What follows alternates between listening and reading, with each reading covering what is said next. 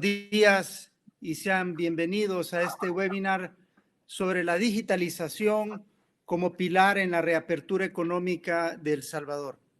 Un tema de mucha relevancia durante y después de estos 85 días de confinamiento, ya que la digitalización facilita desarrollar nuestras actividades en tiempos de emergencia, como también lo facilitará en la nueva normalidad que se avecina. Esa nueva normalidad que no solo incluirá medidas de prevención para evitar los contagios y asegurar la salud de todos, sino también una nueva normalidad que demandará alternativas que faciliten el desarrollo de nuestras actividades diarias. Y es que el mundo continúa evolucionando aceleradamente en la medida que se introducen nuevas tecnologías y los ciudadanos van demandando mayor acceso a información y a servicios públicos a través de esas mismas tecnologías. Se vuelve entonces clave para un país facilitar el desarrollo y expansión de una plataforma digital que permita la conectividad entre sus ciudadanos, así como también entre ellos con sus instituciones públicas y privadas. Igual de importante es contar con una plataforma digital que mantenga al país conectado con el resto del mundo. De lo contrario, las expectativas de crecimiento se desvanecerán ante la falta de un decidido y audaz liderazgo que articule esfuerzos por consolidar una plataforma que cierre brechas e integre a los salvadoreños que no están potenciando sus capacidades por falta de acceso a la tecnología. La pandemia nos ha permitido identificar muchas debilidades en nuestro país y ciertamente una de ellas es el letargo que tenemos en cuanto a la consolidación y apertura digital. De hecho, justo cuando más lo necesitábamos, en medio de la pandemia, el país lamentablemente no estuvo listo, lo cual nos ha causado pérdidas incalculables. Digo esto porque la falta de una plataforma digital adecuada limitó incluso la posibilidad de introducir políticas públicas que lograran balancear y compatibilizar mejor las medidas de orden económico con las medidas de prevención para la salud. Y es que cuando inició el confinamiento, desde FUSADES fuimos claros en plantear que por múltiples razones el gran reto que el país enfrentaba no solo era el de contener la pandemia, sino también el de contener la recesión económica y el desempleo que exponen a las familias salvadoreñas al hambre y a la pobreza. Incluso anticipamos desde FUSADES un lamentable decrecimiento económico equivalente a un 7.4% negativo del Producto Interno Bruto y con ello, lamentablemente, un incremento en el nivel de pobreza del 30 al 51% de la población salvadoreña, un retroceso de casi 25 años.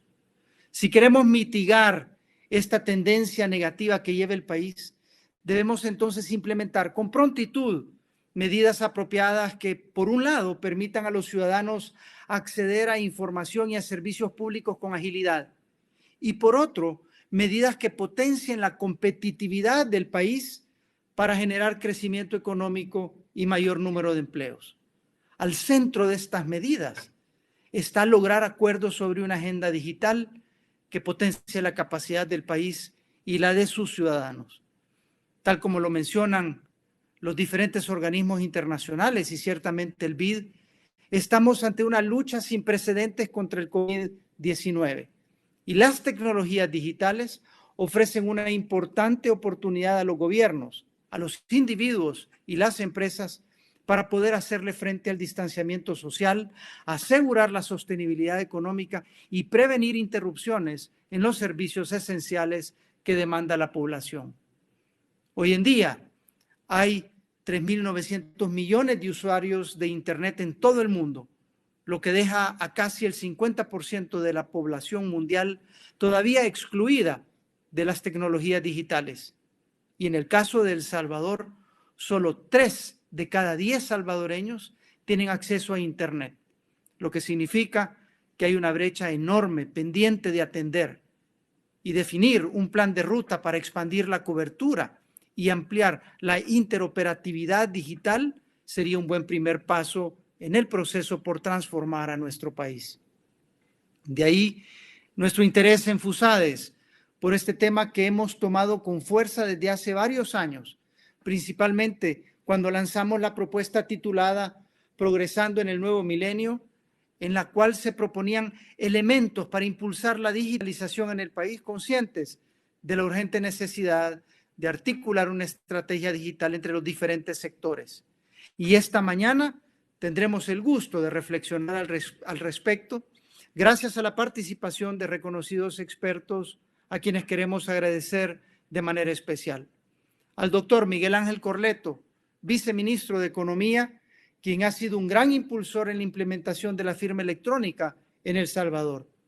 Al doctor Miguel Porrúa, coordinador del Clúster de Datos y Gobierno Digital del BID, y por muchos años un gran aliado estratégico de El Salvador en el tema de la digitalización. A la doctora Yesenia Granillo de Tovar, presidenta de la Asociación Salvadoreña de Derecho de las Nuevas Tecnologías, ASADETICS, catedrática del ESEN y gran colaboradora en los esfuerzos por impulsar los temas de digitalización. Al doctor Manuel Sánchez Masferrer, director del Centro de Progreso Social del ESEN, donde han venido haciendo importantes aportes para la reapertura económica. Y la licenciada Marjorie Trigueros, investigadora senior de FUSADES, quien moderará este conversatorio virtual que estamos realizando junto con ASADETICS y The Next Services. Gracias de nuevo a cada uno de los panelistas y desde luego nuestro agradecimiento especial a todo el público que nos acompaña esta mañana. Que de este conversatorio surjan ideas transformadoras para nuestro país y que Dios nos proteja a todos. Muchas gracias. Muchas gracias, don Miguel Ángel. Creo que sus palabras son propicias para dar inicio a esta conversación y gracias por recordarnos la necesidad de tener un plan de ruta. Y qué bueno que este día tenemos actores del gobierno, de la academia, tenemos abogados y tenemos también organismos internacionales, porque de eso se trata, hacer un plan de ruta de país, donde los diferentes actores se suman y co-crean, construyen una visión. Así que muchas gracias, don Miguel Ángel, y procedemos entonces a nuestro conversatorio. Y es así como quisiéramos dar inicio a este conversatorio, agradeciendo nuevamente a nuestros panelistas y el tiempo que le están dedicando a este tema tan importante. En ese sentido, pues me gustaría empezar la conversación con el señor viceministro Corleto. Y ahora en la mañana, viceministro, nosotros veíamos que ha habido una caída en las exportaciones importantes. Si comparamos las exportaciones de mayo 2020 con mayo 2019, podemos ver que ha habido una caída del 60.1% y el acumulado ha sido menos 23.6%. Y traemos el tema de las exportaciones, pero también podríamos hablar de importaciones en el tema de crecimiento económico, y es porque todo esto tiene que ver mucho con la facilidad que se tiene de que los empresarios y los ciudadanos tengamos una relación directa con el gobierno a través de los diferentes procedimientos administrativos. Y es así como todos los que estamos este día, pues es importante recordar que la firma electrónica es la llave para que todos esos procesos que se hacen muchas veces de manera escrita, ¿verdad?, en papel, se puedan pasar a esta plataforma digital. Y ustedes, desde el Ministerio de Economía, han sido unos pioneros en promover primero la ley de firma electrónica y ahora su implementación. Y en ese sentido queremos hacerle dos preguntas, viceministro. Primero, ¿qué avances han tenido en la implementación de la firma electrónica hasta el momento? Y luego, ustedes han estado trabajando un plan de reapertura económica. ¿Cómo ven el tema de la digitalización y, digamos, a lo largo de todas estas diferentes fases que se están empezando? Pues ya esta semana ha habido una reapertura como primera fase. Entonces, ¿cómo están viendo ustedes la digitalización en este proceso? Por favor, viceministro.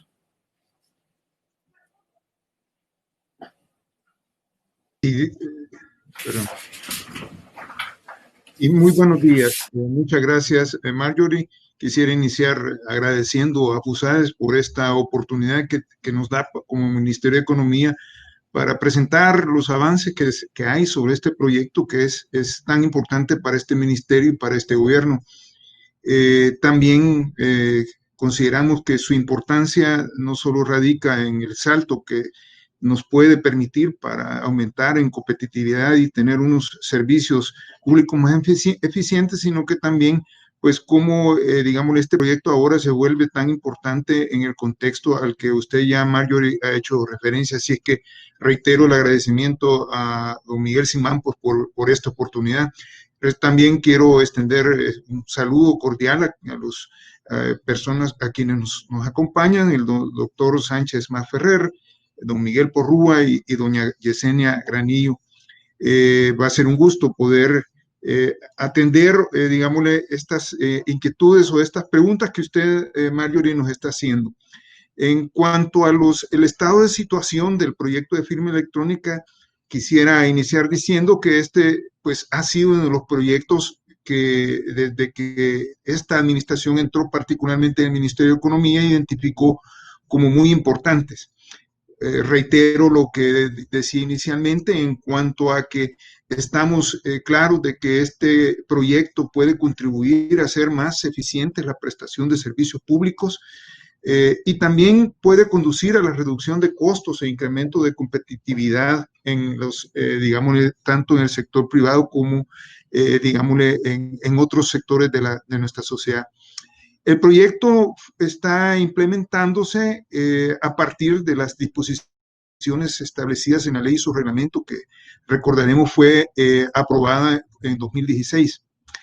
Este proyecto lo asumimos con mucho entusiasmo y hemos tenido algunas dificultades originadas pues, en los atrasos que en esta iniciativa implicó la pandemia. No obstante, decir que hemos tenido importantes avances y que esperaríamos que permitan, digamos, que esta herramienta esté disponible para su uso a partir de este segundo semestre. Quiero también especificar algo bien importante en el sentido que el proyecto es parte de la agenda digital que el gobierno coordina a través de la Secretaría de Innovación y Tecnología de la Presidencia. Esta agenda digital consta de 4 grandes componentes.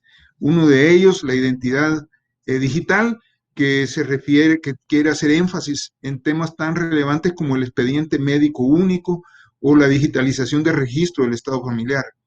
Un segundo gran componente es la innovación, educación y competitividad, para lo cual ha llevado a que desde la Secretaría de Innovación se establezcan convenios con Oracle, Microsoft, Casatic, Tigo, y se esté apoyando al país en el desarrollo de un ecosistema de innovación o, por ejemplo, en el proyecto de fibra óptica del Estado. En este marco, como tercer componente, tenemos la modernización del Estado, donde cabe el proyecto de firma electrónica, un proyecto sobre billetera electrónica, desarrollo de competencias, y por último hay un componente referido al de gobernanza digital. Entonces se va a implementar un plan nacional de ciberseguridad, se va a fomentar el comercio electrónico y se va a trabajar en las leyes de identidad digital y de protección de datos. El proyecto ha contado desde sus inicios con el apoyo de importantes cooperantes, como lo fueron en su momento el Banco Mundial o la cooperación de China-Taiwán, que permitió la creación de la unidad de firma electrónica del Ministerio de Economía. Actualmente, el proyecto se está ejecutando con fondos de Fumilenio 2, que con un aporte de 1.7 millones de dólares esperamos que permite cumplir 3 grandes etapas de este plan general de implementación de la firma electrónica.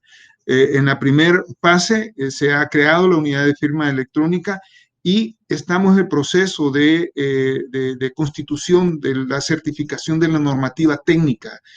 Como segunda fase estamos ya pensando en la implementación de la autoridad certificadora de la raíz y la acreditación de proveedores de servicios de certificación. Este proyecto, esta fase la pensamos ejecutar entre mayo y septiembre. Tenemos como otro componente, otra fase, el fortalecimiento institucional, que prácticamente consiste en la implementación de la autoridad certificadora subordinada o proveedora de servicios de certificación. Esto pensamos ejecutarlo entre octubre y diciembre. Además, estamos corriendo y para poder aprovechar los recursos de FUMILENIO 2, que como sabemos finalizan en septiembre, y por tanto tenemos que, tenemos la presión por aprovechar esos recursos de cooperación. Con esta cooperación de FUMILENIO, lo que El Salvador va a contar a través o con la coordinación del Ministerio de Economía, es con la infraestructura física y tecnológica necesaria para implementar lo que se conoce como la autoridad acreditadora raíz de firma electrónica. Con esto, el Ministerio de Economía va a poder hacer acreditaciones conforme lo establece la ley y aprobar a los reglamentos y a los interesados en ser proveedores de servicios de certificación o proveedores de servicios de almacenamiento de datos. Adicionalmente, estamos en la construcción de los recintos físicos primario y alternativo en los que se resguardará la raíz. En esto llevamos un avance, un casi 70% de avance físico. Esto es importante porque es, digamos, esta infraestructura física y tecnológica es la que da certidumbre jurídica al resguardo de la firma electrónica. Tenemos también un avance muy importante en la elaboración de reglamento técnico salvadoreño para la firma electrónica certificada. En este proceso estamos trabajando con el organismo salvadoreño de reglamentación técnica, OSARTEC, del Sistema Nacional de Calidad, y el propósito es establecer o disponer de unos estándares internacionales que deben cumplir las instituciones o empresas que estén aspirando a constituirse en proveedores de servicios de certificación o de almacenamiento. El reglamento está en una fase ya de consultas públicas y estamos incorporando las observaciones que hemos recibido. Estamos esperando a que ya a finales de septiembre tengamos toda esta infraestructura operando y iniciemos en ese momento la recepción de solicitudes para que empresas o instituciones públicas puedan acreditarse como prestadores de servicios de certificación. La ley le confiere esta facultad al Ministerio de Economía como ejecutor del proyecto de la ley de firma electrónica en el sentido de certificar a los proveedores de estos servicios. En esta, fase también estamos trabajando con otras instituciones de gobierno en la que con el apoyo también de FUMILENIO 2 se han realizado ya consultorías para establecer las capacidades que pueden tener 3 instituciones en este momento. Nos referimos al Banco Central de Reserva, al Ministerio de Hacienda y al CNR. Ellos, bajo este diagnóstico, tendrían que evaluar la posibilidad de convertirse en prestadores de servicios de certificación electrónica o, ¿verdad?, aprovechar esta consultoría para establecer los servicios públicos que estas instituciones podrían aportar a través de la firma electrónica. Daría un breve ejemplo. En el caso del Banco Central de Reserva, se han identificado que los trámites de importación y exportación en la ventanilla única del CIEX podrían ser objeto de del uso de la firma electrónica. También el almacenamiento de documentación, que son, servicios que presta el BCR, podrían ser, apoyados con la firma electrónica. En cuanto al CNR, los registros de garantías mobiliarias, los de propiedad intelectual, los de propiedad raíz e hipoteca, o el registro de comercio y de catastro nacional, son también, servicios públicos que presta el CNR que podrían ser brindados de forma digital. Hemos oído también que en el caso del Ministerio de Hacienda, el proyecto de facturación electrónica no se puede implementar o se potencia más al tener ya una una firma electrónica ya operando. También el Ministerio de Hacienda quiere trabajar en las adquisiciones públicas, en la firma electrónica en boletas de pago y otras iniciativas. simultáneamente, el Ministerio de Economía está en el proceso de conformación del Comité Técnico Consultivo que establece la ley, el cual estará integrado por el Ministerio de Economía, la Superintendencia de Competencia, la SIGET, las gremiales del sector privado y representaciones de universidades y ONGs afines a este tipo de temas. Finalizaría quizás en esta primera pregunta que usted, Marjorie, me hace, diciendo que para el Ministerio de Economía estamos, digámosle, también diseñando una estrategia que vaya más allá de estos actores que hemos mencionado, como el Ministerio de Economía, Banco Central y CNR. También estamos valorando entrar en una segunda fase con los servicios que presta el RNPN para avanzar en el tema de identidad digital. El sector justicia es todo un desafío, y los servicios que también prestan el Ministerio de Salud y el Seguro Social, como por ejemplo el expediente médico electrónico. Como tercera fase, también queremos abarcar ciertos sectores de la actividad privada, como los servicios financieros. En esto hemos tenido ya un diálogo con Avanza. En lo que respecta digámosle, al rol que puede tener la firma electrónica y la digitalización de servicios públicos para facilitar el comercio y el clima de negocios, que es también, digámosle, y particularmente en el contexto de esta crisis que estamos viviendo como país, el Ministerio de Economía ha trabajado en coordinación con la Secretaría de Comercio e Inversiones, como lo hemos sabido, en las jornadas extensas que se han llevado a cabo para que junto con 22 sectores productivos se establezca pues esta hoja de ruta para la reactivación de la economía. Hemos trabajado en estas mesas con las industrias de alimentos, representaciones de las industrias de alimentos, bebidas, transporte, energía, textil, etcétera. Esfuerzo ha tenido por objetivo retomar la actividad económica de manera inteligente, priorizando obviamente la salud de los salvadoreños. Como sabemos, se han definido 5 fases para el retorno gradual, ¿verdad? Tomando en cuenta que la transición entre las fases pues va a depender del comportamiento de la pandemia y cómo también la población vaya, digámosle, asumiendo la adopción preventiva de estos protocolos sanitarios. En este panorama, lo que estamos conversando es particularmente importante, se vuelve estratégico. Digámosle, en esta hoja de ruta para la reactivación económica, al Ministerio de Economía se le ha conferido, la responsabilidad de poner a disposición de la población una ventanilla que va a proveer diferentes servicios, que van desde información técnica, orientación y asesoría, capacitación, asistencia técnica, establecimiento de vinculaciones comerciales con proveedores, entre negocios, etcétera. Y hay un componente bien importante que va a prestar esta ventanilla, como es la digitalización de las MIPYME. En esto vamos a trabajar en coordinación con CONAMIPE en el diagnóstico de las capacidades digitales que puedan tener las MIPYMES, la madurez digital que puede haber en ellos y los programas de comercio electrónico.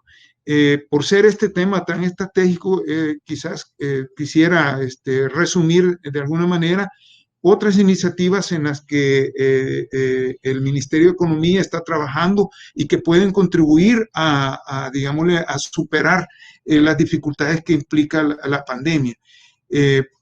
Por ejemplo, estamos trabajando en un plan para el impulso de servicios digitales que tiene por objetivo lograr que en el mediano plazo El Salvador o en el corto plazo pueda convertirse en un exportador competitivo y un destino de inversiones de base tecnológica a través de la creación de un ecosistema para la exportación de servicios digitales. En esto hemos dialogado ya con 56 empresas de este sector y hemos identificado 5 ejes de intervención. El fortalecimiento del marco normativo y regulatorio es importante, es algo que las empresas nos lo han manifestado. La disponibilidad de una infraestructura para la competitividad digital. Como punto tercero, la generación de negocios internos y externos que permita participar a estas empresas en estas actividades, el desarrollo de talento humano y el acceso a financiamiento. no dudamos entonces que en este plan para el impulso de servicios digitales, la firma electrónica juega un papel bastante importante para reducir costos y facilitar la realización de negocios. Desde marzo estamos ya en este contexto realizando ya en línea los procedimientos de emisión de licencias de importación y de contingentes y certificados de exportación a través de la emisión digital de estos servicios. Tenemos también en el Ministerio de Economía un sitio, miempresa.gov.sv, que presta servicios totalmente en línea, desde la solicitud, el pago y la obtención de trámites, como la renovación de las matrículas de comercio o las solvencias estadísticas de la DIGESTI. En este contexto también el Ministerio de Economía ha acelerado lo que tenía previsto desarrollando el portal web denominado Economía Digital, que es un espacio de capacitación empresarial en donde se ofrecen una amplia gama de cursos de comercio electrónico, estrategia y liderazgo, gestión empresarial, temas de calidad, innovación productiva. Y esto en este momento se ha logrado capacitar a más de 1,000 personas en la plataforma, en esta plataforma, a 1,200 personas participantes en webinarios y se han desarrollado 14 webinarios desarrollados en comercio electrónico. Es importante y quizás estaría finalizando un poco mi participación en el tema de la formación de habilidades digitales para jóvenes, que son, digamos, es la población como potencialmente más abierta a participar en la economía digital, en donde se está llevando a cabo el programa Yo Me Certifico en Casa. Con esto pretendemos formar y certificar a jóvenes y profesionales en habilidades digitales requeridas por empresas que explotan las TIC y otros sectores. A través de esta plataforma en línea se tiene un presupuesto para capacitar a 200 en este momento, a 250 jóvenes, pero se está gestionando una ampliación de recursos para que a través de Bandesaria y del sector privado podamos digámosle, participar o ampliar este programa Yo Me Certifico en Casa. Quien quiera ver esto puede entrar al sitio web de MINEC, economiadigital.minec.gov.sv, donde encontrará más información. Finalizaría diciendo que el gobierno en términos generales está desarrollando diferentes iniciativas para, digamos, apoyar esta apertura económica con proyectos que digamos, le digitalizan los servicios públicos que presta el gobierno. Mencionaría quizás de manera ilustrativa lo que está haciendo el Banco Hipotecario con las cuentas simplificadas y corresponsales financieros, o la iniciativa Dinámica 2, que es una ventanilla especial impulsada por CONAMIPE con el apoyo del BESI, de la Unión Europea y la cooperación alemana. También el CIEX está fortaleciendo sus capacidades de apoyo a las actividades de importación, exportación y la facilitación de los trámites aduaneros. Tenemos también la Dirección Nacional de Medicamentos, el Instituto Salvadoreño de Seguro Social, también, que están permitiendo, por ejemplo, el Seguro Social, la teleconsulta programada para que los usuarios, los cotizantes al Seguro Social no tengan que ir a las instalaciones del Seguro Social para atender cierto tipo de consultas.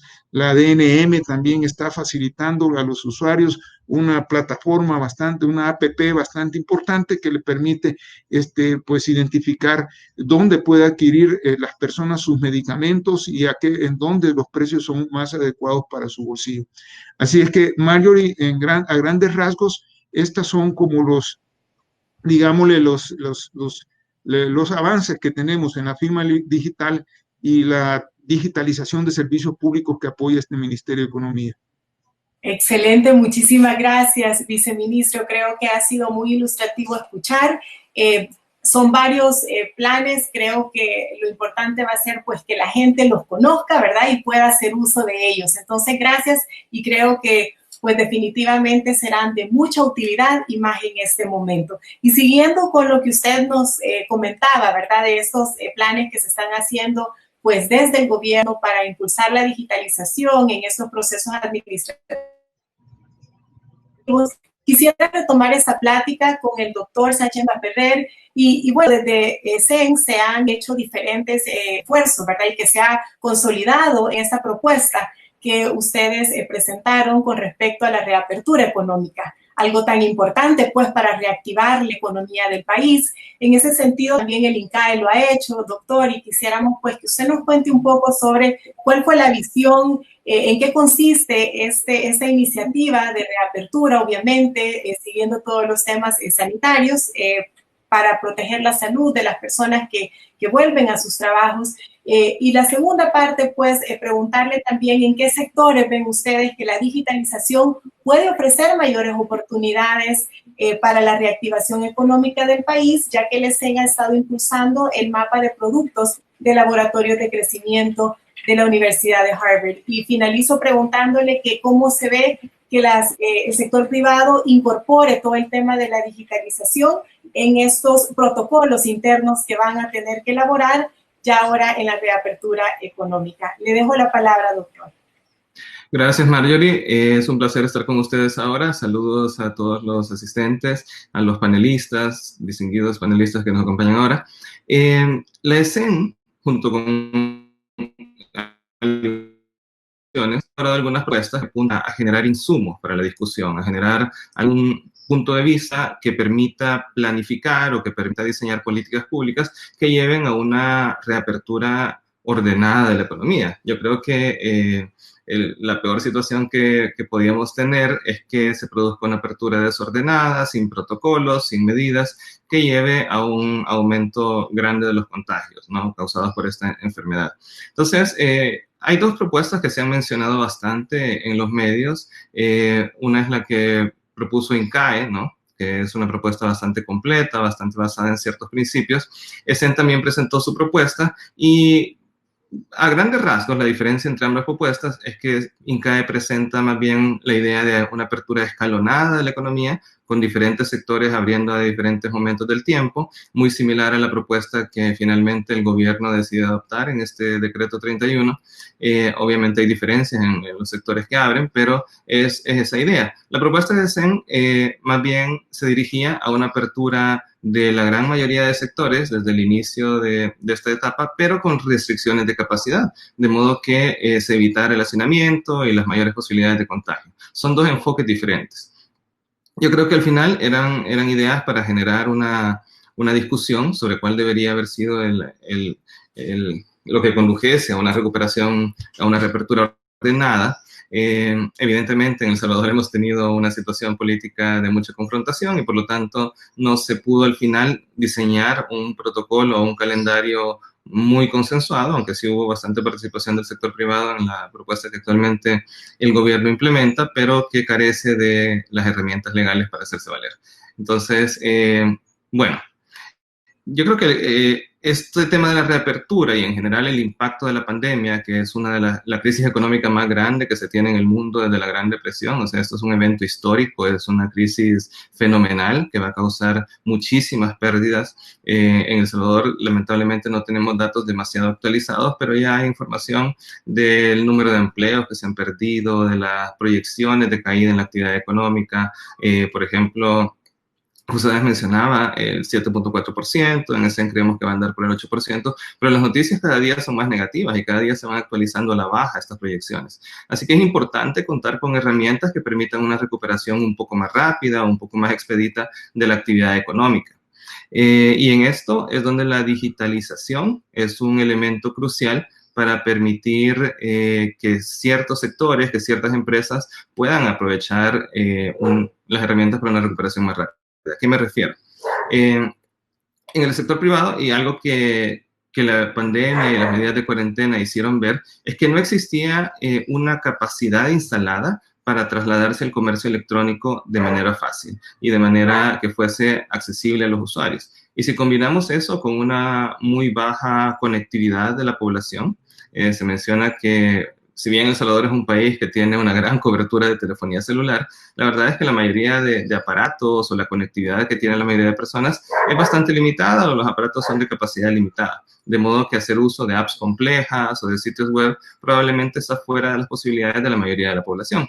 Eso no significa que no haya un porcentaje importante de personas con mayor poder adquisitivo, personas jóvenes que sí pueden hacer uso de estas plataformas, y yo creo que la pandemia mostró que no estábamos listos, que por ejemplo el comercio electrónico demoró en poderse habilitar, también afectó por ejemplo la severidad de las medidas de restricción, que en muchos casos parecía que impedían por lo menos la continuación de las actividades por vía electrónica o en entrega a domicilio, ¿no? Entonces, eso también afectó al sector productivo. Pero bien, podemos visualizar hacia el futuro próximo que algún tipo de medidas de restricción se mantengan, ¿no? Ya sea con argumentos de salud o si se logra un consenso entre los poderes del Estado. Pero el punto clave es que también va a haber de parte de la demanda, esperamos que por lo menos de una buena parte de la población, un cierto temor a volver a los modos de comercio anterior. Entonces, hay aquí un espacio importante para que a través de la digitalización, a través del uso de herramientas, plataformas electrónicas, las personas puedan realizar compras, siempre y cuando estas compras sean ventajosas en términos de precio y en términos de que la entrega de los productos no sea demasiado prolongada, ¿no? Yo realicé alguna compra vía digital durante la cuarentena y la verdad es que los plazos de entrega no fueron convenientes o muchos no brindan servicio a todas las áreas, limitaciones para poder accionar dentro de ese espacio de cuarentena. Yo creo que las empresas, por su lado, tienen que pensar precisamente en los clientes, en cómo llegar a sus clientes a través de estos medios electrónicos sin exigirles a ellos tener plataformas sofisticadas o tener una conectividad excelente, ¿no? Tenemos que buscar formas fáciles de llegar, de repente a través de apps, a través de plataformas portátiles que sean mucho más ligeras, versátiles y resilientes a todas estas caídas de servicio, etcétera. Pero creo que también hay otras áreas donde la digitalización va a ser crucial. Ya lo mencionaba el señor viceministro, el tema del comercio, de los canales electrónicos para el comercio exterior es fundamental. En un contexto en que el comercio internacional se va a ver severamente afectado, en que la demanda de productos está cayendo, en que las cadenas de suministro globales se han visto interrumpidas por días o por semanas, es súper importante que nosotros contemos con herramientas expeditas para facilitar la internación de productos, la exportación, y de esa manera no perdamos mayor ventaja en este contexto económico desfavorable a nivel internacional. Eso es un elemento fundamental. Otro es, por ejemplo, que exista a nivel de país una buena base de infraestructura de comunicaciones electrónicas. Yo creo que El Salvador, a pesar de que es un país que sobresale en número de teléfonos celulares por persona, está todavía muy atrás en términos, por ejemplo, del acceso a la banda ancha, de la velocidad de esta misma banda ancha. No está claro, por ejemplo, el tema de la adopción del 5G. Entonces, hay todavía grandes retos en cuanto a crear una base, una infraestructura de conectividad que permita aprovechar las oportunidades de la digitalización. Si esto no sucede, entonces va a haber grandes disparidades en el acceso a estas plataformas digitales y, por lo tanto, un efecto de aumentar las brechas que existen, por ejemplo, entre el sector formal y el informal, entre la población con mayor educación y la población con menor educación. Y creo que este es un mensaje importante que no debemos olvidar. La digitalización ofrece enormes oportunidades. Y va a haber personas que están muy listas para aprovechar esas oportunidades. Pero también amenaza con que aquellas personas que tienen menos capital humano, menos acceso a tecnología, menos recursos al final, corren el riesgo de quedarse muy atrás. Y eso, por ejemplo, lo estamos viendo en el sistema escolar, donde aquellos que tienen mejor acceso a conectividad, pues han mantenido una continuidad más o menos aceptable. En algunos casos incluso hemos descubierto nuevas oportunidades. Yo, por ejemplo, utilizo esas plataformas en mi actividad docente y esto los alumnos manifiestan que les ofrecen nuevas opciones, nuevas oportunidades y probablemente están algunos de ellos muy contentos con esta apertura, lo cual es interesante descubrir todo el potencial que surge. Muchas empresas van a poder hacer eso, van a poder descubrir nuevos potenciales, incluso servir clientes fuera de la región, pero habrá otras que no tienen los mecanismos de adaptación. Entonces, esas brechas pueden aumentar importantemente.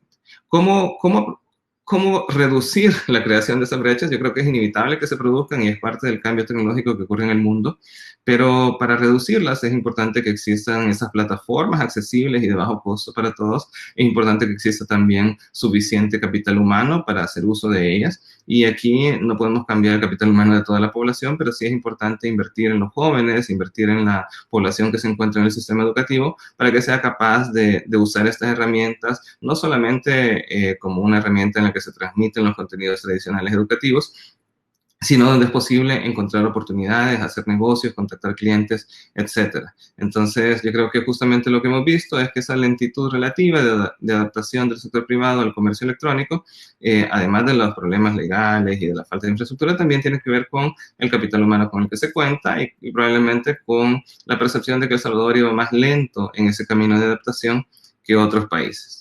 Y bueno, aquí debe haber un acompañamiento muy importante de parte del sector público. Yo no soy especialista en el tema de digitalización, sino en temas económicos, pero sí un acompañamiento del gobierno en facilitar las transacciones electrónicas, en facilitar los medios de pago electrónico, en la identidad digital, va a ser muy difícil que estas oportunidades se materialicen.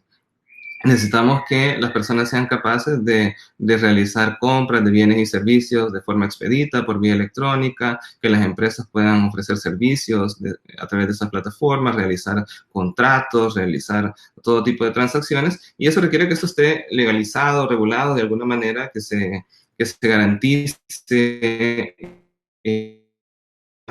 congelar las transacciones. Así que eso es un tema todavía por delante. Había un informe de la CEPAL que se aplicó recientemente este año, creo que en abril, y El Salvador aparecía con un índice de gobierno digital todavía muy bajo, solo superaba a Bolivia y Paraguay. Obviamente no estaban todos los países ahí, creo que Nicaragua y Honduras no aparecían, pero todavía nos falta mucha distancia, no para llegar al nivel de digitalización de los países desarrollados de la OCDE, sino para igualar a otros pares de Latinoamérica que se encuentran en mejor posición, países como Colombia, Chile, Argentina, México, que tienen ya plataformas y sistemas legales más adaptados al comercio digital.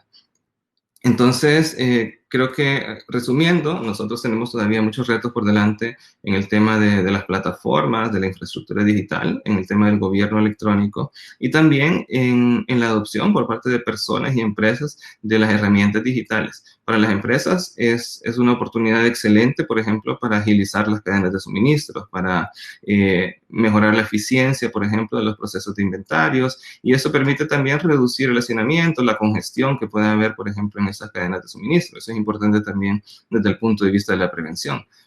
Con respecto a los consumidores, también priorizar el comercio electrónico y la entrega a domicilio puede ser una manera de llegar a más clientes, manteniendo ciertos protocolos que limitan la capacidad de los locales físicos.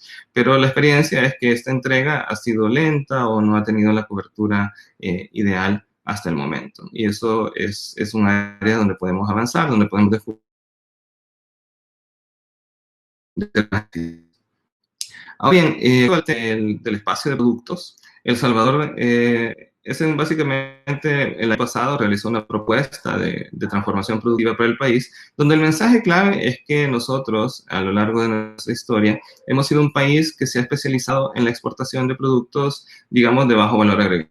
Nuestra ventaja comparativa tradicionalmente ha estado en sectores primero agrícolas, luego agroindustriales, que han perdido competitividad, y finalmente la manufactura en áreas donde el valor agregado sigue siendo relativamente reducido, como la manufactura textil, etc. Entonces, por otro lado, nos ha beneficiado un poco que existe el mercado centroamericano y El Salvador ha tenido la capacidad de vender productos de consumo básico a este mercado.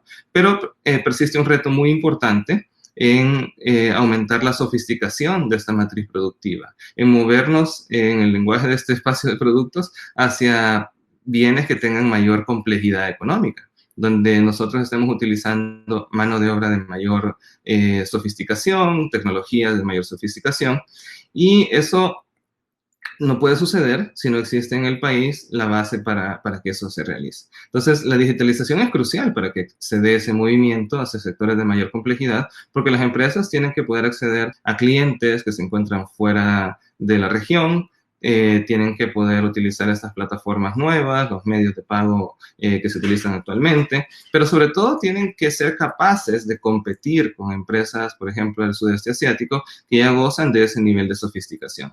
Y nosotros como país probablemente nos hemos quedado atrás en términos de latencias de población para adentrarse en esos sectores. Y eso que nuestro país realmente ha sido muy emprendedor, las empresas salvadoreñas se han lanzado a competir fuera, pero claro, con una base instalada débil, ha sido todavía reducido el margen de éxito que ha existido en estos sectores. Y yo creo que hay algunos brotes interesantes. Por ejemplo, la industria de las tecnologías de información y comunicaciones es muy prometedora en El Salvador. Hay casos de éxito que nos impresionan, de jóvenes emprendedores que han tenido mucho éxito acá. Y yo creo que ese es un nicho, por ejemplo, sin explotar, donde los brotes que han ocurrido de manera espontánea por el talento de nuestros jóvenes y de nuestros empresarios, pero donde todavía existe un gran espacio para crecer.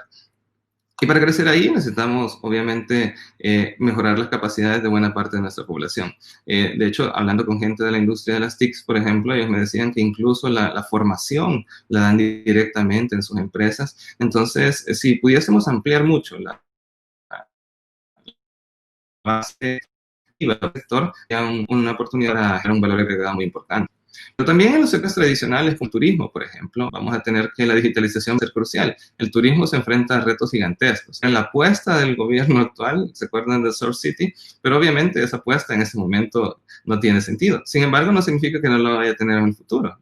El turismo va a regresar, pero tal vez no regrese igual, tal vez no regrese dispuesto a alojarse en lugares precarios, donde no se cumplen las medidas sanitarias, que no tienen algún tipo de certificación. Por ejemplo, justo en este momento se me ocurre que una certificación sanitaria avalada por el gobierno para los lugares turísticos sería crucial para poder decirle a los extranjeros, aquí usted corre menos riesgo de contagio. Entonces, yo creo que de parte del sector público, eso podría ser una iniciativa muy interesante, y para el sector privado, poder ampliar sus plataformas para poder transmitir información que son alojamientos confiables, que las experiencias que se ofrecen son seguras e interesantes. Ese es un gran reto por delante, y seguramente los países desarrollados nos llevan la delantera, pero podemos inspirarnos y copiar las mejores prácticas en esta área. Entonces, yo creo que El Salvador, retomando las palabras de esta gente de Harvard que ha hecho estos espacios de productos del Dr. Hausman, por ejemplo, El Salvador todavía necesita reinventarse, todavía necesita redescubrirse y encontrar esos nichos donde es productivo, pero tenemos fortalezas. Lo importante es que la base para explotar esas fortalezas se cree, y eso implica un esfuerzo conjunto del sector privado y del sector público. Esperamos que se logre ese diálogo que permita construir esas bases para el futuro. Muchísimas gracias, doctor. Creo que ha sido sumamente ilustrativo escuchar las brechas, ¿verdad?, que tenemos con respecto a la infraestructura digital que todavía tenemos que seguir impulsando, pero también qué reconfortante escuchar que sí hay oportunidades, y qué bueno pensar que esas oportunidades reinventarnos, ¿verdad? Es realmente un reto. Cualquier crisis es un reto, pero va a estar en nosotros, ¿verdad? Y obviamente la co-creación que sea de todos los actores de cómo podemos salir adelante. Así que gracias por sus comentarios tan valiosos, y esto pues nos da pie a que usted decía mejores prácticas, ¿verdad? Hay que escuchar también qué están haciendo otros países alrededor del mundo, y en ese sentido pues quisiera continuar la conversación con Miguel. Quisiéramos, Miguel, pues usted desde el BID que nos comente cómo nos está viendo en este momento. Usted participó hace un tiempo atrás, un par de años, 3 si no mal recuerdo, en la elaboración de un estudio que hizo el BID, donde decía, vamos a hacer este gran diagnóstico de cómo está El Salvador para ver si está listo o no tan listo para implementar el gobierno electrónico, ¿verdad? Y recuerdo que el 97% de las instituciones del Ejecutivo que en ese momento se les preguntó, decían que no tenían un presupuesto para implementar el gobierno electrónico. Entonces, hay retos, ¿verdad?, grandes. A 3 años de ese estudio, ¿cómo nos mira? ¿Seguimos con esos retos? ¿Hemos tenido adelantos? ¿Cómo nos tomó el COVID-19? Y termino mi pregunta también pidiéndole más bien que nos cuente cómo están haciendo otros países, Miguel. ¿Cuáles son las mejores prácticas y cómo están utilizando la digitalización en este momento de la reapertura económica. Adelante. Con mucho gusto, Marjorie. Buenos días a todos. Permítanme que empiece primero agradeciendo a FUSADES y a Next Services por la invitación para participar en esta conversación tan interesante y felicitándoles por poner sobre la mesa este tema, ¿no? En momentos tan difíciles como los que estamos viviendo, con urgencias apremiantes en la salud y en la economía, sentarse a conversar acerca de cómo la agenda digital puede ayudar a sobrellevar los retos que estamos atravesando en toda la región, no solamente en Salvador. Así que, pues gracias y encantado de participar en la conversación. Marjorie, por favor, hay una probabilidad importante de que yo me entusiasme y me extienda. Entonces, pues no hay problema, por favor, párame o avísame cuando quieras que en 1 minuto o 2 remate, porque podemos estar conversando este tema durante mucho tiempo. Saludo, además, muy afectuosamente al presidente de FUSADES, al que reitero la gratitud, al viceministro, a don Manuel y a doña Yesenia. Un placer y un privilegio compartir panel con ustedes. Y pues la verdad les recomiendo cuando pongan preguntas que se la dirijan a Miguel Ángel, porque tienen 3 veces más de probabilidad de que les respondan. Porque nunca me había pasado estar en un panel con 3 Miguel Ángeles, así que lo cual me alegra mucho. Miren, yo, Marjorie, lo que me comentabas un poco y la verdad, voy a empezar con 2 historias particulares para aterrizar un poco la conversación, ¿no? Porque a veces uno vuela muy alto y quizá pierde la perspectiva de la vida diaria, ¿no? 2 cosas que a mí por lo menos me dejaron pensando y ojalá nos dejen a todos pensando y analicemos todo el resto de la conversación y cosas que voy a contar en perspectiva. Una tiene que ver incluso con mi propio país, con España, que déjenme que les diga que es el país con más fibra óptica de la Unión Europea, con más fibra óptica que cualquier país, 93% de los hogares llegan con fibra óptica, que está el segundo en el DESI, el Índice de Sociedad de la Información que elabora la Unión Europea, el segundo en la publicación de ahora. Y ayer en la prensa había digamos, un lamento importante. El 15% de los chicos de educación primaria y secundaria no pudieron seguir las clases durante la cuarentena. El 15%. Son muchos chicos. Esto significa que sin querer estamos creando una nueva brecha por falta de acceso a herramientas digitales. Lo mismo podría decir de un artículo del New York Times hoy que aconsejo que lean, que tiene que ver con todo este tema de la burocracia, la eficiencia, la digitalización del aparato público y la importancia que tiene en este momento, ¿no? Una señora en Brooklyn desesperada durante 2 meses para lograr acceder a una de las ayudas que este país da a la gente que está en dificultades, con 2 hijas, en fin, un drama, y describe su peregrinar para tratar de acceder a esa ayuda, de formularios, de oficinas, de llamadas de teléfono, ¿no? Entonces, lo que estamos hablando ahora, el tema de la digitalización, por más que sea en el contexto de necesidades apremiantes de muchos ámbitos, tenemos que verlo como lo estamos viendo, como algo transversal, que va a apoyar todas esas necesidades apremiantes, ya sean la gestión de la salud o ya sea el desarrollo económico que tenemos que acelerar inmediatamente. Entonces, cumpliendo el guión que me dio Marjorie, voy a contarles un poco qué fue lo que vimos en ese diagnóstico hace ahora más o menos 3 años. Algunas cosas mejoraron y lo vamos a ver, y el propio viceministro de Economía describía progresos interesantes, y otras cosas quizás siguen siendo un problema y yo creo que seguramente lo más sano para el país y para cualquier país que tenga estos problemas es ponerlos sobre la mesa y atenderlos o solucionarlos para que avance la agenda digital. En aquel momento, como decía Marjorie muy bien, pues el 97% de las instituciones no tenían un presupuesto asignado a gobierno electrónico, por ejemplo, por dejar algún dato. En aquel momento, menos del 1% del presupuesto de tecnología se dedicaba a capacitar al personal. Salió mucho por ahí el tema del talento humano, que es muy importante. En aquel momento, 1 de cada 4 empleados no tenía computadora. O sea, 1 de cada 4 en la cuarentena seguramente no pudo trabajar. En aquel momento, el 58% de las instituciones, de 31 instituciones que respondieron a este estudio, mencionaban la falta de recursos financieros como una barrera para el avance en la agenda digital. En aquel momento, el nivel de servicios, de disponibilidad de servicios en línea, estaba en una categoría de 1 a 3, siendo la 1 emergente, que era básicamente informativo, siendo la 2 mejorado, que era un nivel mínimo de bajada de formularios, y la 3 transaccional. Estaba entre la 1 y la 2, o sea, había muy pocos servicios transaccionales en aquel momento. Un tema importante sobre interoperabilidad, solo el 52% de las instituciones, más o menos la mitad, manifestaban tener algún tipo de interoperabilidad digital con otras instituciones. Solamente el 2% del personal de la administración pública estaba dedicado a tareas de tecnología, ya sea completa o parcialmente. Esto da una idea de que era un panorama complicado. Había muchos retos para avanzar en la agenda digital en aquel momento, y ese era el diagnóstico.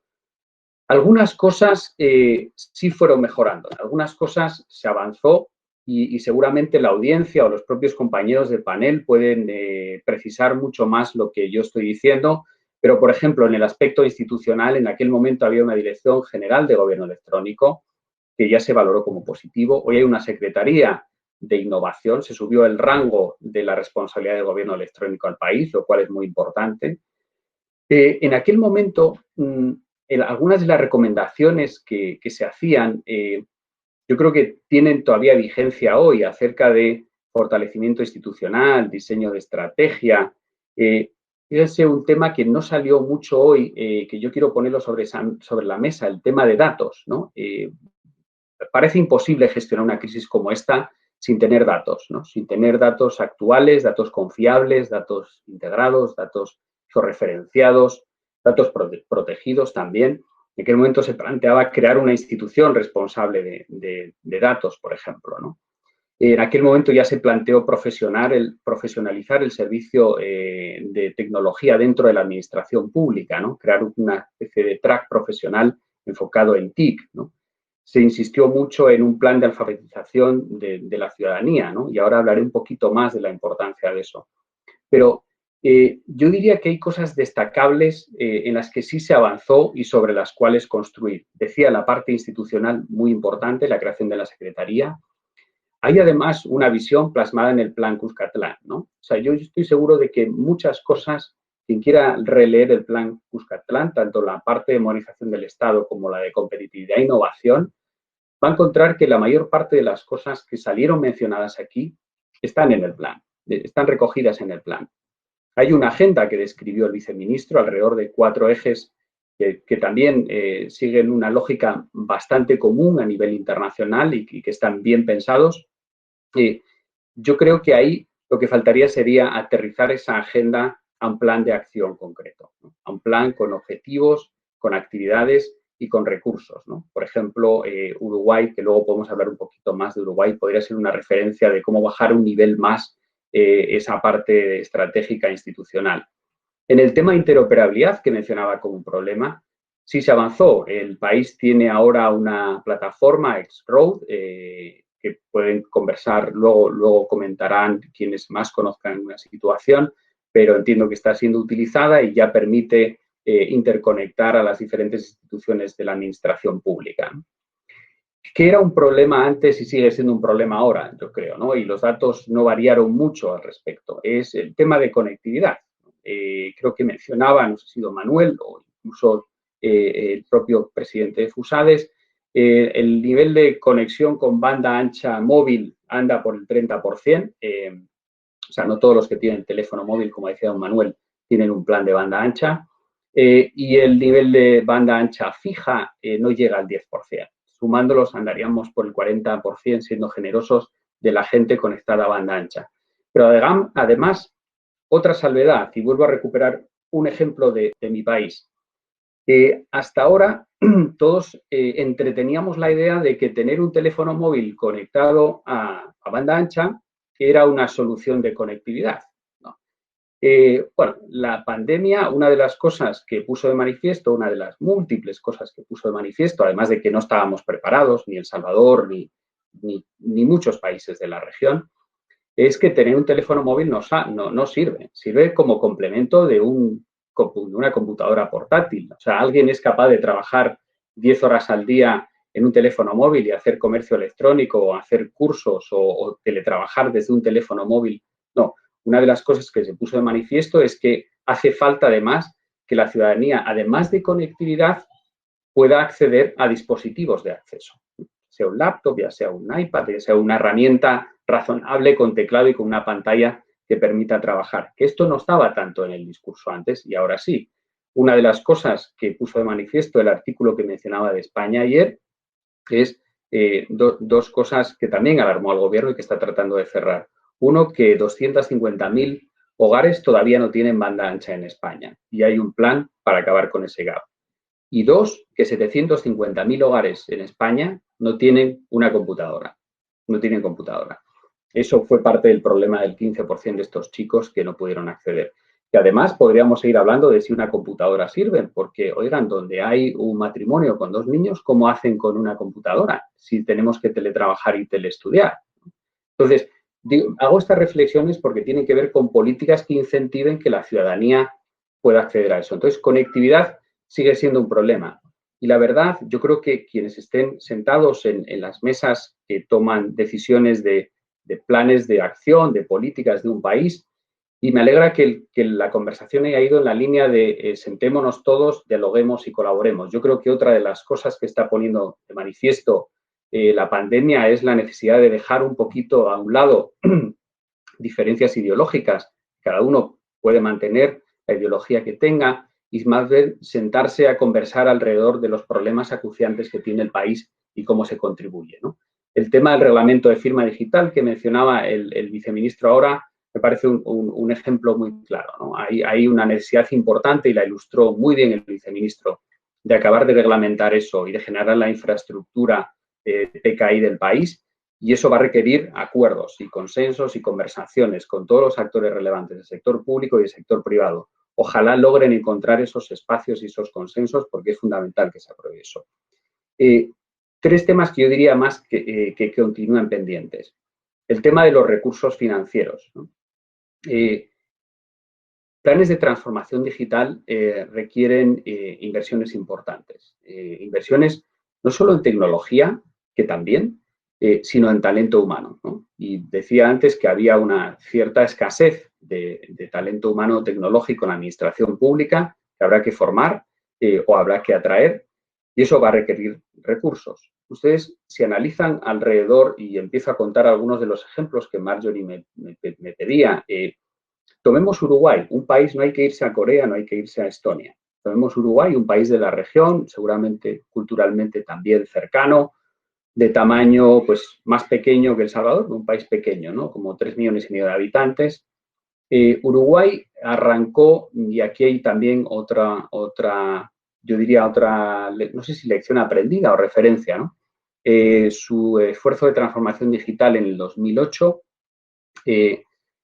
pues 12 años después es el número 1 de la región, es una referencia internacional, es un miembro de 9 de países más digitalizados, tiene el 100% de sus servicios en línea y fue el país que esta crisis, esta pandemia, la manejó con mejores resultados hasta ahora de la región, tanto en personas que contrayeron la enfermedad como en fallecimientos. Y con una muy buena coordinación con el área de salud, el área tecnológica con el área de salud, ¿no? Uruguay en los últimos 12 años invirtió unos 160 millones de dólares en su estrategia de transformación digital. El banco lo conoce bien porque trabajamos con ellos en más o menos 7 operaciones, algunas específicas de salud digital, otras muy de simplificación de trámites, otra de digitalización de la gestión y las finanzas. En fin, lo que quiero decir es que hay que hacerse la reflexión de si están los recursos o no sobre la mesa. Creo que también hay espacio para mejorar en el tema de gobernanza, ¿no? Hablamos un poco de la institucionalidad. Los países donde funciona y donde avanza la agenda digital tienen espacios de gobernanza que permiten que participen ciudadanos y sector privado en el diseño y en la ejecución de las iniciativas y además participen los niveles subnacionales de gobierno en las tomas de decisión de estándares de firma digital, por ejemplo, ¿no? de legislación de protección de datos, de estándares de interoperabilidad, por ejemplo, ¿no? Entonces, mecanismos de gobernanza que habiliten espacios para el sector privado y ciudadanos y para niveles subnacionales de gobierno, ¿no? Quería hacer un poco una pausa en el tema de firma digital y conectarlo con el tema de identidad que el viceministro empezó a hacer y me parece muy inteligente. Ahí estamos pues apoyando un poco, estamos trabajando muy de cerca con la Secretaría de Innovación en los esfuerzos que están haciendo por modernizar los trámites y poner trámites en línea, y estamos acercándoles también un poco a la experiencia de la Unión Europea en eso. Por dos razones. Uno, porque es una experiencia muy avanzada y pasó por procesos de reflexión como los que está haciendo El Salvador acerca de cómo vincular, por una parte, la identidad digital con la firma digital, y dos, cómo establecer diferentes grados de exigencia en la firma digital, dado que seguramente no todas las transacciones van a requerir un certificado, ¿no? Que tiene su complejidad tecnológica y su costo, ¿no? Y ahí surge EIDAS en la Unión Europea, que establecen diferentes grados de firma digital, ¿no? La básica, la avanzada y la certificada. Ahí hay una experiencia valiosa que además tiene el elemento adicional de abrir la firma digital de Salvador al mundo también, porque describía muy bien don Manuel y el propio viceministro que parte de la salida de la crisis tiene que ver con pues incrementar el negocio internacional, ¿no? Y ahí van a necesitar aceptar pues certificados de otros países, de cualquier certificador de alrededor, y a la vez que su propia industria y sus propios empresarios emitan certificados que sean reconocidos, por supuesto, en el entorno de la región, pero ojalá también en la propia Unión Europea, ¿no? Entonces, respecto a experiencias, cómo lo están manejando otros países, a ver, todos están utilizando tecnología en la medida que pueden, pero todos dan el mensaje de que el factor humano sigue siendo fundamental aquí. No hay muchos atajos que pueda generar la tecnología. Si uno toma ejemplos reconocidos pues como buenos gestores de esta crisis, como pues la propia Nueva Zelanda, por ejemplo, el mensaje más importante que daba su primera ministra era la cantidad de gente que había detrás de la tecnología, sobre todo las tecnologías enfocadas en la parte de más de testeo, trazabilidad, ¿no? Ahí siempre hay personas detrás y la prensa de hoy puede leer lo que le está pasando al Reino Unido, donde sí aparentemente tienen el app, pero los contratos que hicieron con la gente que se encarga de estar detrás del app para gestionar la trazabilidad de las personas que contraen la enfermedad no están funcionando bien, no recibieron entrenamiento y les está fracasando un poco la política de trazabilidad y en parte por eso volvieron atrás, ¿no? Pero quizá el ejemplo mejor, como decía, de gestión está en la región. Uno de los buenos ejemplos está en la región y está en Uruguay. ¿Y cuáles fueron un poco sus claves o qué lecciones aprendidas hay ahí? Uno, la disponibilidad de datos, ¿no? El nivel de digitalización de Uruguay le permitía tener muchos datos. Además, tiene ficha médica digital. Es el único país de la región que tiene la ficha médica digital completamente implementada, lo cual le daba muchos datos de todos los ciudadanos, datos médicos, para poder hacer triajes y para poder gestionar y establecer prioridades. Dos, firma digital completamente implementada, tiene la infraestructura PKI muy desarrollada desde hace tiempo. Y, por cierto, el tema de firma digital no es un problema solo de El Salvador. Miren que la región en general y países que están relativamente avanzados en temas digitales tienen muy dejado y muy atrasado el tema de la expansión de firma digital, ¿no? Pero vuelta a Uruguay. Datos, firma digital, mecanismo de gobernanza. Uruguay tenía un mecanismo de participación de la agenda digital en todos los elementos importantes de la política de país como herramienta transversal. Uno de ellos, el elemento de salud, que hizo que fuera muy fácil coordinar los esfuerzos entre el área digital y el área de salud. Ahí hay una enseñanza, me parece, importante para que aprendamos en toda la región. Quería decir, por último, hablando ya de la reapertura, ¿no? De lo que se viene por delante en el tema de volver a reactivar la economía, ¿no?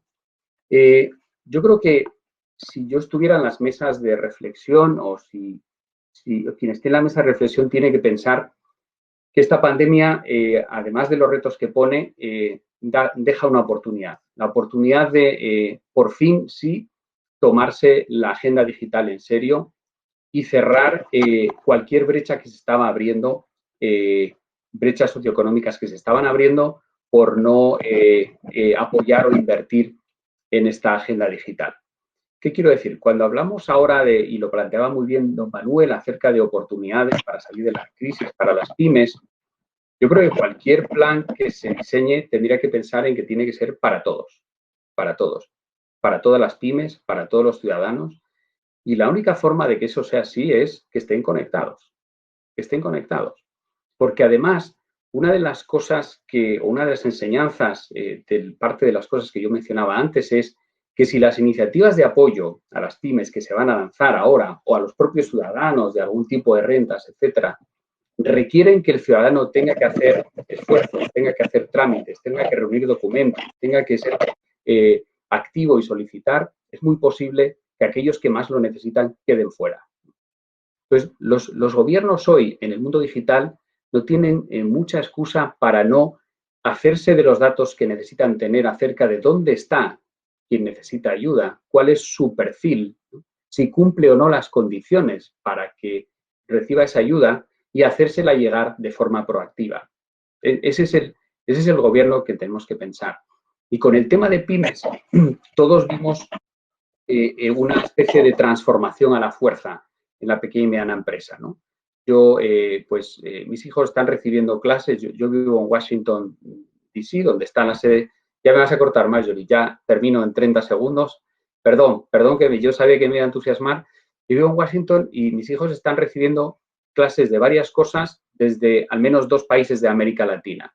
No de las capitales de América Latina, de sitios remotos. Clases de música, clases de arte, que está dando gente en Cali, gente en cualquier ciudad, porque tiene tecnología, porque tiene acceso a tecnología.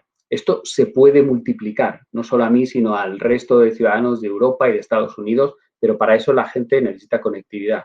Y 2, las pymes, parte de su salida de la crisis, las pymes son la sangre y los pulmones y el oxígeno de la economía de América Latina, lo sabemos todos, ¿no? Parte de su salida va a ser que le hagamos muy fácil los trámites, o sea, que no tengan que hacer nada, si tienen que recontratar gente, si tienen que reabrir, que no les pongamos a peregrinar por oficinas, que además en cuarentena no van a poder, ¿no? Ni a presentar formularios, que las busquemos nosotros a ellas, nosotros digo los gobiernos, el sector público, que aprovechemos la tecnología para encontrarlas y para buscarlas.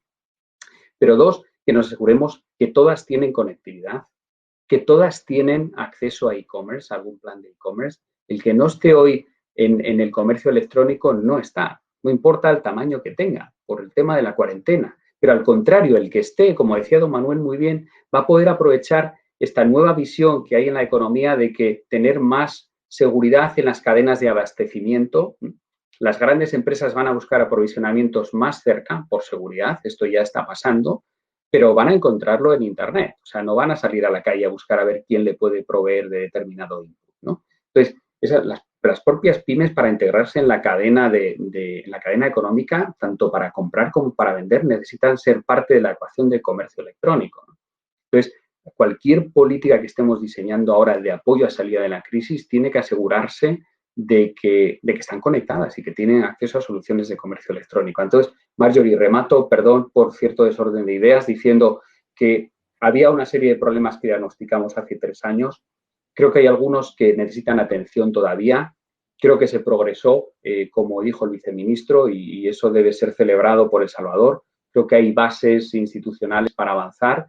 Creo que ustedes conocen mejor la realidad de El Salvador que nosotros desde el Banco Interamericano de Desarrollo, pero creo que quedan muchos temas por atender. Creo que esto es una oportunidad para que todos los que pueden contribuyan y se genere un poco de espíritu colectivo y de país. Y sí, la agenda digital no se puede postergar más. Hay que aprovechar la que hay para desarrollarla hacia abajo, ponerle objetivos concretos que se puedan medir y recursos concretos. Y desde el Banco Interamericano de Desarrollo, muy agradecidos por tener este espacio de diálogo y muy dispuestos a continuar el trabajo de apoyo que ya estamos haciendo con diferentes instancias de gobierno y ojalá acrecentarlo en la medida en que ustedes nos digan desde El Salvador. Muchas gracias. Miguel, muchísimas gracias. Ese espíritu colaborativo del BID lo retomamos y nos lo vamos a apropiar, y desde ya pues les queda la invitación hecha para que sigamos trabajando y co-creando esa agenda digital que usted bien dice, no se puede posponer. Y por qué no pensar que de eso va a salir esta aspiración de que el 93% de hogares tenga fibra óptica en el país. ¿Por qué no, verdad? Así que muchísimas gracias. Y los retos que menciona, creo que el tema educativo nos deja preocupados, pero con ganas de hacer algo. Así que desde ya lo quitamos porque vamos a hacer un webinar en ese tema. Así que gracias, Miguel, por dejarnos un tema tan importante, y lo vamos a retomar porque es prioritario. Y también creo que otro tema que fundamental, lo que usted nos acaba de decir, es no podemos dejar a las pymes fuera de este ecosistema, ¿verdad? Ecosistema que es tan importante que ellos pues sigan siendo el oxígeno, pero para que sigan siendo el oxígeno hay que darles esta infraestructura para que puedan seguir operando. Y creo que un tema que es fundamental, que nos tiene que también preocupar ahorita, es ese plan de comercio electrónico, ¿verdad? ¿Cómo hacemos este e-commerce que nos trae sumamente preocupados, porque es una ley que se aprobó, pero tiene un año para entrar en vigor? Entonces esto pues nos lleva a que conversemos hoy con la doctora Granillo, que es nuestra experta. Gracias, Miguel, por sus aportes. Y le pediría pues a la doctora Granillo, que es una experta en temas de legislación digital, que con este reto que nos dejan desde el BID, donde nos dicen el comercio electrónico es fundamental si queremos que las pymes sigan siendo el oxígeno, ¿verdad?, de nuestras economías. Doctora, usted ha trabajado en todos estos marcos legales. Gracias. Creo que el país está en deuda con usted. ¿Qué nos falta? ¿Qué tenemos que hacer ahora? Sabemos que no es de leyes, nada más, pero ¿a dónde nos ve usted trabajando en el corto plazo para este tema de reapertura, pero que sea una base que también nos quede post-crisis? Gracias, Marjorie, y sobre todo por la invitación que se nos ha hecho para participar, a trabajar conjuntamente con FUSADES y con The Next Services. Y hay que mencionar que el aspecto legal es un aspecto que tiene que caminar al lado para lograr ese desarrollo del que ya Miguel nos hablaba y que también el viceministro nos presentaba. Esto tiene que ser un trabajo conjunto, entonces creo que es dable que nosotros hagamos un estudio, un análisis de dónde nos encontrábamos nosotros hasta el momento en que vino la pandemia. Hay que reconocer que El Salvador, lo he dicho varias veces, ha sido de los países a nivel centroamericano que está como más atrasado en el tema del desarrollo de la legislación marco necesaria para poder fomentar todos los aspectos de tecnología y no solamente de gobierno electrónico. Pero también es de reconocer que había una agenda legislativa en la cual se habían colocado ya algunas de las legislaciones necesarias, indispensables para poder ir caminando sobre esa línea.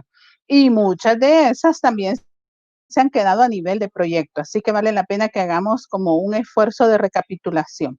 ¿Qué tenemos? Pues tenemos la ley de firma electrónica, tenemos su reglamento y recientemente el Ministerio de Economía ha hecho las consultas necesarias para la aprobación del reglamento técnico para la implementación de la firma electrónica. Como ya nos lo dijo el viceministro, nos trae buenas noticias. Pronto podemos tener la firma electrónica que es tan necesaria para poder terminar de impulsar varios proyectos adicionales. Tenemos la ley de comercio electrónico y con esta sí vale la pena que hagamos una referencia, y es que la ley de comercio electrónico se vino discutiendo bastante en la Asamblea Legislativa. Cuando finalmente se aprobó, se le hicieron algunas observaciones, se hicieron algunos cambios y esta salió publicada en el Diario Oficial en el mes de febrero, justo para entrar a la pandemia. Resulta que ahora que estamos en el marco de la pandemia, pues se incentivó bastante el comercio electrónico. Pero ¿qué nos pasa? Que tenemos una ley que todavía no se puede implementar porque resulta que su vacatio legis es de 1 año. Es decir, que nosotros vamos a tener efectivamente ley hasta en el mes de febrero del año 2021. lo cual resulta un poco contradictorio porque nosotros necesitamos la herramienta ya. Muchos comerciantes nos dicen, mire, pero ¿qué debo cumplir como para poner mi sitio web para empezar a vender? Y no solamente pues tomar en cuenta lo que ya nos dice la Ley de Protección al Consumidor en temas relativos al comercio electrónico, sino también qué nos dice la Ley de Comercio Electrónico. Entonces, esa vacatio de leyes habría que repensarla. ¿La vamos a dejar siempre para un año? ¿Será que en el año 2021 siempre nos va a ser útil o será que para en ese momento tendríamos que volver a revisar? Esa es una cuestión que debemos de dejarla ahí en la agenda nuevamente. Tenemos otros proyectos de ley que se quedaron en el tintero y entre esos están la Ley de Protección de Datos Personales. Ya Miguel Porrúa nos decía, miren, es increíble, pues esto es completamente necesario para un país.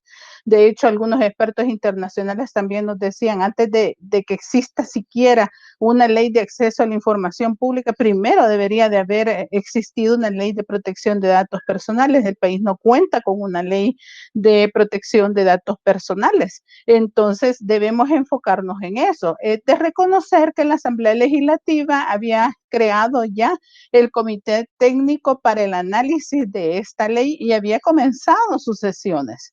Pero también tenemos que ser conscientes que un estudio de estas leyes demanda alrededor de 8 meses, 10 meses, si no es que más, para poder escuchar a todos los órganos intervinientes y todas aquellas personas que dan su opinión. Realmente necesitamos apurar la marcha, porque necesitamos esos marcos legales ya. No solamente porque el gobierno necesita la recolección de los datos personales y tiene que ser de manera ordenada, sino que también las empresas privadas están recolectando datos personales. Se ha hecho un boom precisamente en este marco de la pandemia porque todos necesitábamos compras del supermercado, compras de la farmacia, compras de otros sitios y el lugar al que nosotros accedíamos era un lugar en donde teníamos que dejar datos personales. ¿Con qué calidad se resguardaban? ¿Quién es la persona que va a responder por esto? No sabíamos nada o no se nos informaba. Y luego tenemos otros proyectos de ley que también se quedan por ahí. Está la Ley de Inclusión Digital Universal, que es una ley en donde nosotros podemos incluso integrar el tema de la educación, que también nos lo señalaba Miguel, que es necesario para que un país pueda avanzar sobre este tema, porque no solamente es el funcionario público, no es el gobierno el único sobre el que pesa el desarrollo de todo el gobierno electrónico y el comercio electrónico en general, sino que también es de los ciudadanos. Entonces, preguntémonos nosotros qué tanto nos hemos preparado para estar a la par de estas demandas. Necesitamos realmente ir preparando a toda la población en general, en todos los estratos en donde se encuentran, porque necesitamos hacer lo que se llama la inclusión digital. Entonces, esto tiene que tener una agenda. ¿Quiénes son los primeros que se van a capacitar? ¿En qué áreas se van a capacitar? Los comerciantes, por ejemplo, necesitan conocer de todos los aspectos básicos de la protección del consumidor y necesitan conocer de los aspectos de la ley de comercio electrónico. Estos son aspectos que necesitamos desarrollar de la agenda digital. También tenemos las reformas a la LACAP, la Ley de Adquisiciones y Contrataciones de la Administración Pública, quedaron en un proceso y en la Asamblea Legislativa.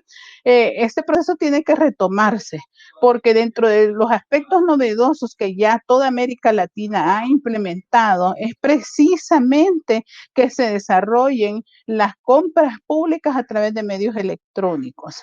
¿Por qué? Porque esto hace el proceso no solo más expedito, más viable, sino que también nos permite a todos los ciudadanos poder estar presentes y verificar cuáles son las etapas que se están dando, con quién se está contratando, bajo qué parámetros se adjudica, etcétera, etcétera. Esto hoy por hoy se ha demandado bastante nuevamente en estos últimos meses porque han habido muchas contrataciones y pues la ciudadanía demanda saber con quién se ha contratado y bajo qué términos se ha contratado. Esto fuera posible si nosotros tuviéramos los procesos de contratación en línea. Tenemos también el proyecto de fomento para la economía creativa, o lo que se denomina la ley naranja. Este es otro que también pues perfectamente podemos adaptar, más ahora cuando necesitamos reactivar la economía. Y no solo pues la economía en general, sino que especialmente la economía que se refiere a los medios digitales. Ahora, hay otros elementos adicionales que tenemos que considerar. Estos son, por ejemplo, ya la ley de delitos informáticos y conexos regula algunas de las figuras delictivas más comunes, pero el problema de la legislación en materia de tecnología es que muy pronto nos estamos quedando detrás de la necesidad.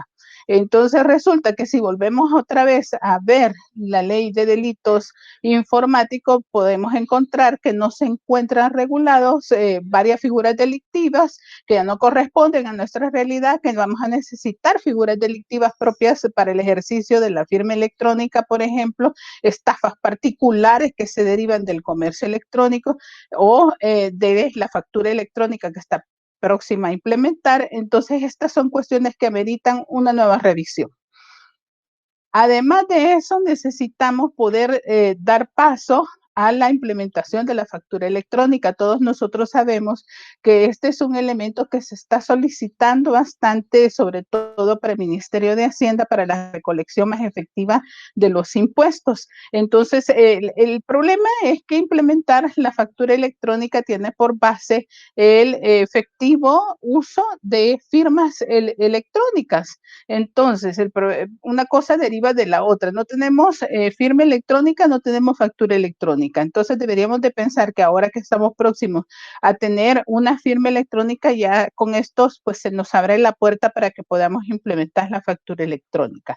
Y luego de esto, pues capacitar y capacitar a todos, porque tanto a los consumidores como a los empresarios de cómo se va a llevar a cabo el uso de las firmas electrónicas para el marco de la factura.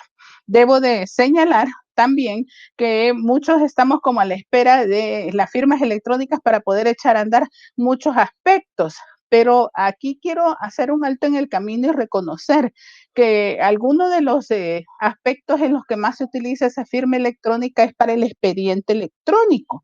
Entonces, me he encontrado con diversas opiniones donde me dicen, mire, mientras nosotros no tengamos realmente la implementación de la firma electrónica, nunca va a haber expediente electrónico. Y habría que preguntarnos si eso es cierto, porque habría que analizar la posibilidad de que se puedan impulsar procesos o electrónicos, ¿verdad? En el cual, o expedientes electrónicos en el cual hagamos uso de firmas electrónicas simples, que no necesitan de la firma electrónica certificada. Ahora, claro, somos miedosos y sobre todo nosotros los abogados, ¿verdad? Porque nosotros siempre estamos con que exijamos la mayor solemnidad, ¿verdad? Lo mejor para la prueba. Entonces, si lo mejor para la prueba es la firma electrónica certificada, pues esa es la que queremos. Pero el problema es que pensar de esta manera nos está atrasando en todos los procesos. Y quiero en este punto, pues reconocer la labor que últimamente ha hecho el órgano judicial, porque el órgano judicial había sido hasta hace poco de los más atrasados en entrar en el tema de la modernización a través de los medios electrónicos, ¿verdad? No teníamos casi nada, se puede decir, pero de pronto nosotros vemos que a través de una serie de videos y a través de una serie de anuncios, la Corte Suprema de Justicia empieza a darnos aviso de que vamos a hacer un cambio drástico, en el cual primero nos vamos a incorporar, nos vamos a enrolar todos los abogados y después de eso vamos a poder hacer uso y beneficiarnos de varios procesos. Algunos de ellos incluso son solicitudes que estábamos acostumbrados a presentar de manera física, ahora ya se pueden presentar en línea. Ese es un enorme cambio y una enorme ayuda para todos los abogados, porque pensemos, por ejemplo, y cito, en la sección de notariado, si ustedes requerían un testimonio porque se nos extravió la escritura pública de propiedad de la casa, debíamos hacer todo un proceso físico y apersonarnos a las instalaciones de la Corte Suprema de Justicia para dar inicio a este proceso. Ahora nosotros lo podemos solicitar a través de correo electrónico y eso es maravilloso porque imagínense la necesidad de las personas que están en los lugares más recónditos de nuestro país. No tenemos transporte público, entonces nos dificulta el poder movilizarnos. Es una enorme ayuda la que nos dan colocándolo de esta manera. Y lo cito a manera de ejemplo para que puedan ver que las demás instituciones que esta es una cuestión que pasa por la voluntad de poner en marcha estos procesos sin necesidad de firmas electrónicas certificadas. Podríamos pensar, claro, para un corto tiempo en una ley especial del expediente electrónico, como lo ha hecho Uruguay, a quien tomamos como modelo en los avances que se han ido suscitando en materias de gobierno electrónico. El expediente electrónico nos va a permitir viabilizar y hacer efectivo el expediente electrónico judicial, el expediente electrónico administrativo e incluso el médico. Eso para poner algunos de los ejemplos.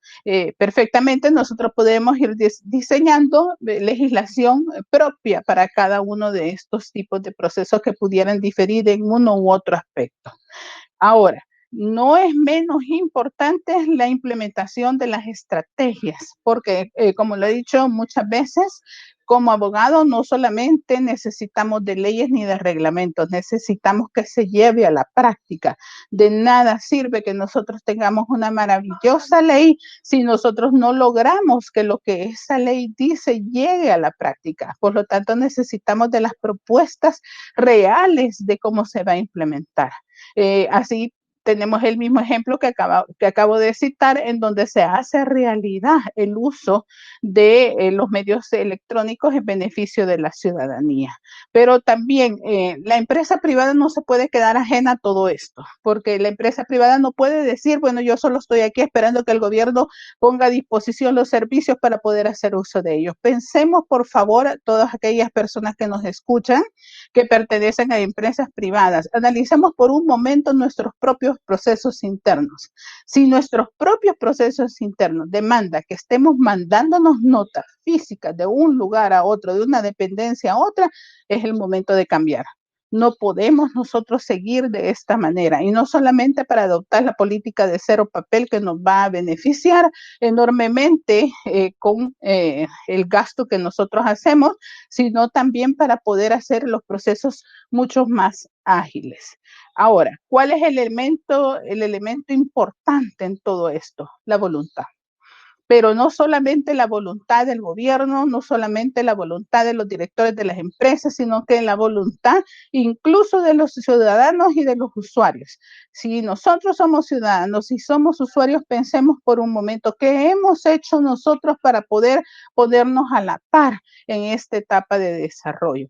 Nosotros nos hemos capacitado, se han dado una cantidad enorme de webinar en la cual se ha pretendido llegar a la ciudadanía para que la ciudadanía obtenga herramientas. Nos hemos inscrito en algunos, si no lo hemos hecho, los invito, por favor, que demos inicio a esta capacitación, porque tarde o temprano tenemos nosotros que formar parte de esta nueva realidad. Y es que hay una cuestión que no podemos dejar de ver. Esta nueva normalidad no lo es por los próximos 2 meses, lo es de aquí en varios años. Nosotros no vamos a volver a ser iguales. El mundo cambió y El Salvador también. Por lo tanto, eso demanda nuestro propio cambio. Gracias, Marjorie. Excelente, doctora. Qué bueno saber que todos los cambios empiezan por uno mismo, ¿verdad? Así que gracias por siempre recordarnos que nos decía apurar la marcha. Totalmente de acuerdo, y que la ley no se quede atrás de la realidad. Entonces, con esas palabras, pues ya estamos casi terminando, pero aprovechando que tenemos a estos diferentes actores que son los que tienen, ¿verdad?, una voz en toda esta construcción de este futuro de digitalización para El Salvador. Quisiera que brevemente, para finalizar el evento, en 2 minutitos, cada uno de ustedes, empezando por el señor viceministro, luego le pedimos al doctor Masferrer, también a Miguel, y luego la doctora, que si en 2 minutitos nos pueden dar sus palabras de cierre en el cual nos puedan decir qué sigue.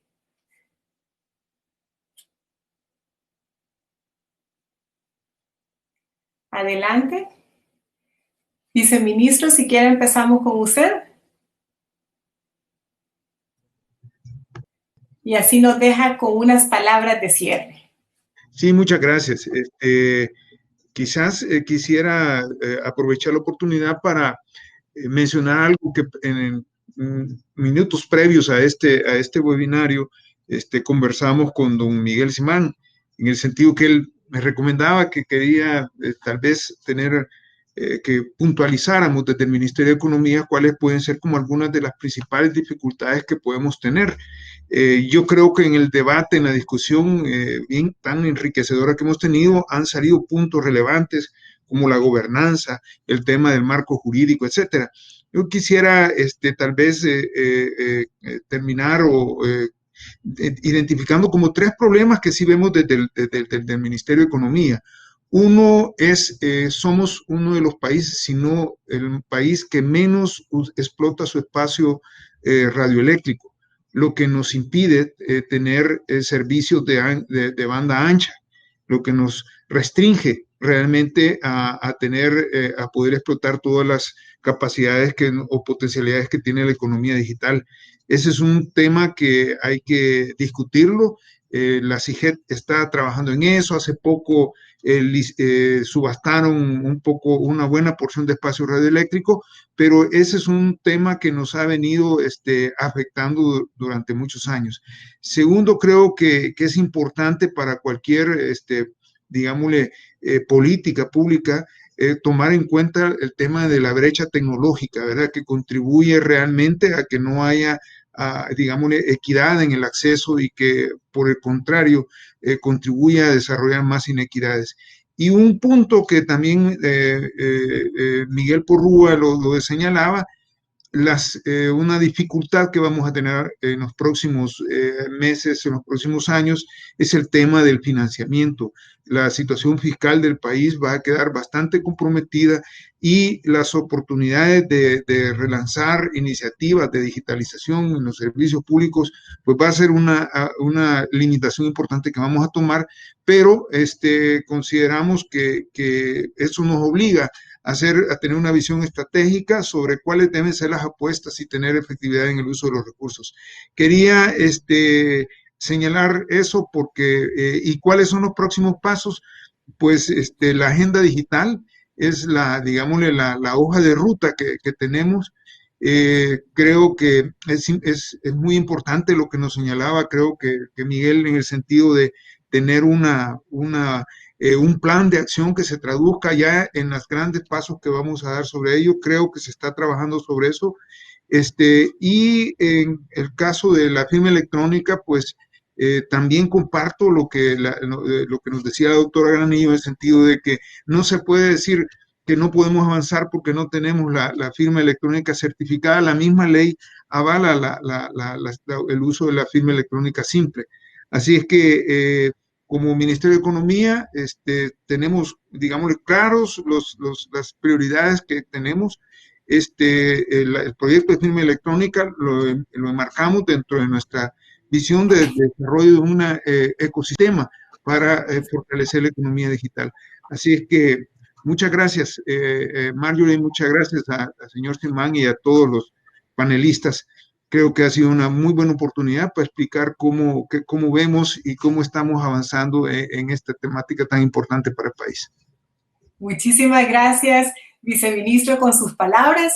Creo que nos deja grandes mensajes y aprovechamos pues que el doctor Masferrer también nos comparta en 2 minutitos sus impresiones finales sobre el tema.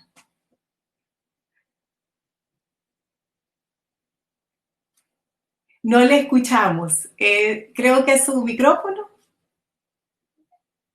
Sí. Decía que han sido intervenciones muy interesantes, que efectivamente hemos aprendido mucho. Yo solo quiero concluir con un mensaje, y es que para realmente aprovechar las opciones que la digitalización nos ofrece, necesitamos que coincidan la iniciativa del sector privado a explorar diferentes modalidades de negocio, a explorar mercados y a pensar un poco, como dicen, fuera de la caja para tratar de entrar acá. Necesitamos la anuencia del gobierno para facilitar los instrumentos de regulación legal y para facilitar también la inversión en esta base tecnológica que es crucial para poder realmente construir plataformas eficaces.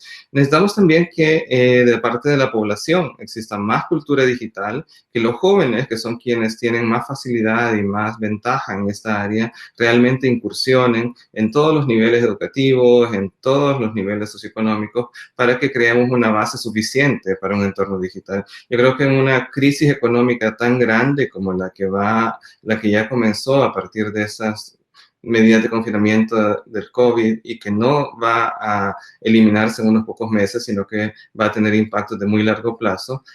Oportunidades como las que ofrece la digitalización son cruciales, pero solo las vamos a aprovechar si tenemos los fundamentos correctos. De lo contrario, va a ser como ha pasado en otras ocasiones, que hay aperturas internacionales que permiten generar más desarrollo, pero nosotros no hemos podido aprovecharlas por no tener esas bases. Entonces, creo que es como un último momento donde podemos todavía hacer eso, pero para ello se requiere un consenso de país y el aporte de todos. Totalmente de acuerdo. Gracias, doctor Masferrer. Miguel, no lo veo, no sé si está conectado, Miguel. Y si no, pues pasamos con la doctora en lo que logramos conexión con Miguel. Estoy conectado, Marjorie, pero yo no controlo la cámara. Yo creo que decidieron sacar a los que eran feos y pues lógicamente quedé fuera de la... pero yo no controlo la cámara. Si me quieren poner, aquí estoy. O si en quieren ese momento lo podíamos. ya estoy yo. No, todavía si no. Si quieren que hable doña Yesenia, por favor, adelante. Yo espero a ver si me ha arreglado de la cámara. Doctora. Con mucho gusto. En cuanto a las conclusiones que podríamos dar, por lo menos al menos en la parte legal, diría yo que lo primero que tendríamos que hacer es revisar la agenda legislativa sobre temas de tecnología, de volver a vernos qué es las tareas que tenemos pendientes y qué es lo que nos surge más. ¿Verdad? Como ya tenemos la ley de protección de datos personales, tenemos que concluirla y concluirla con urgencia porque es algo que de verdad necesitamos. Pero además de esto necesitamos rever si requerimos de otra legislación apropiada porque valga decir, dentro de los análisis que hicimos nos faltó la ley de procedimientos administrativos que solo nos deja como 3 artículos en los cuales nos incentiva a hacer el gobierno electrónico, pero no nos dice más.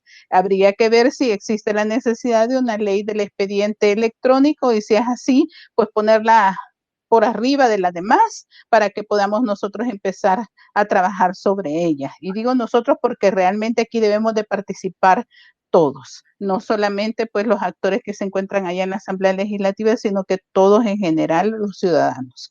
Ahora, creo que es importante poder tener una conversación con los actores que se encuentran vinculados para eso y precisamente por eso tiro a la mesa, Marjorie, que creo que sería bueno hacer un próximo webinar sobre el tema de la agenda legislativa, sobre los proyectos de tecnología e invitar pues, a quienes se encuentren involucrados para eso. Con eso voy a concluir y con la invitación a todos los demás a involucrarnos, a capacitarnos y a participar de estos procesos democráticos de las creaciones de las leyes. Gracias, doctora. Le tomamos la iniciativa y entonces también vamos a estar organizando un webinar en el tema de agenda legislativa. Muy importante. Y hoy sí, Miguel ya está de regreso con nosotros. Sus palabras finales, por favor.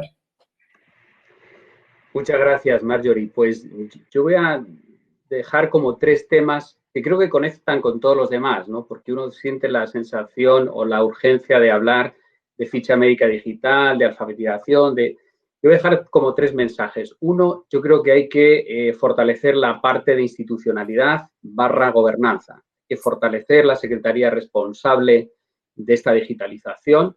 Están haciendo un trabajo ingente, son poca gente, me consta que sudan y sudan y sudan, pero son poca gente. Voy a dejarles un dato. En Uruguay la Agencia de Gobierno Electrónico tiene 400 personas y tiene 3,5 millones de habitantes. En el Reino Unido tiene 800 el Government Digital Services, pero esa es otra historia. No digo que tengamos que tener tantos, pero hace falta gente, la tecnología no hace magia. Entonces, fortalecer institucionalmente. Con el tema de gobernanza, insisto, gobernanza, espacios para que participe toda la gente que sabe y tiene para aportar, como muestra este webinar en El Salvador, que hay mucha. Conozco hace muchos años que voy por El Salvador y conozco el talento digital de El Salvador. Y aquí hay varios que lo muestran, espacios de participación, como decía, sector privado, ciudadanos y también municipios. Municipios. Dejó otra enseñanza muy importante la pandemia. Muchos en Europa, muchos landers, muchos municipios en España se quejaron de que los habían dejado un poco fuera. Hay que incorporarlos en este tema digital. Identidad y firma digital. O sea, si hay una palabra que no se puede parar eso ahora en El Salvador porque va a ser la clave de todo lo demás, es identidad, firma digital. Eso no lo pueden parar. Y cerrar la brecha. O sea, ya no es manejarla, hay que cerrarla, hay que sentarse a ver cuándo finalmente van a estar todos. No hay otro, yo creo que no hay otro debate que se pueda tener en el contexto de hoy que no sea hay que cerrarla. Y yo no hablé antes suficiente de alfabetización digital. Hay que enseñar a la gente a manejar esto. En el Reino Unido, en España, aparece 15-20% de la gente que dice, mira, pues está bien, si hay conectividad porque está en mi edificio, pero no sé manejarlo. Hay que hacer un esfuerzo por alfabetizar digitalmente. Y ahora sí, quizá la reflexión final es, en estos tiempos de urgencias, de pocos recursos, de que hay que hacer más con menos, que de hecho eso lo dice el propio Plan Cuscatlán, va a ser muy tentador dejar de lado un poco la agenda digital. Oigan, no es excusa la limitación de medios. Cuando ustedes oyen la historia de Estonia, Estonia dice, yo estoy aquí hoy porque arranqué en mi agenda digital cuando el país no podía sobrevivir, recién independizado de Rusia, si no apostábamos por lo digital, porque no había plata para pagar funcionarios y había que digitalizarse, ¿no? España, su último empuje a la agenda digital lo da en el 2008 en un comité de reforma de la administración pública cuando estábamos al borde del default en la Unión Europea, cuando casi nos tienen que rescatar. Entonces, no nos despistemos, o sea, sí hay urgencias, hay escasez de recursos, pero la agenda digital es justo parte de la solución,